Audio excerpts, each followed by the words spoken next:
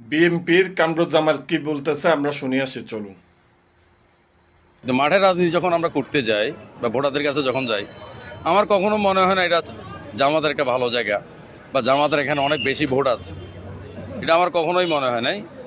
আমরা চৌদ্দগ্রাম দীর্ঘ আন্দোলন সংগ্রামে আমরা ছিলাম, রাজপথে মিছিল করেছি, মিটিং করেছি। এই 17 বছর রাজপথে আমরা জামাতকে দেখি নাই। বিগত 17 বছরে আপনি জামাত ইসলামকে দেখেন নাই। আপনি কি গাঁজা খাই আছিলেন?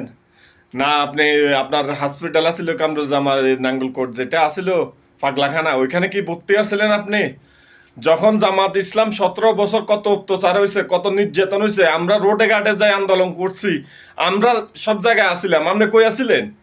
আপনি তো আসিলেন উকির তলে ফলাইয়া। আপনারা তো 17 বছরে একদিনও দেখিনি অনলাইনের ভিতরে আপনি বড় বড় কথা হইতেন, লেকচার দিতেন। এখন আসি লেকচার দেওয়া শিখছেন না?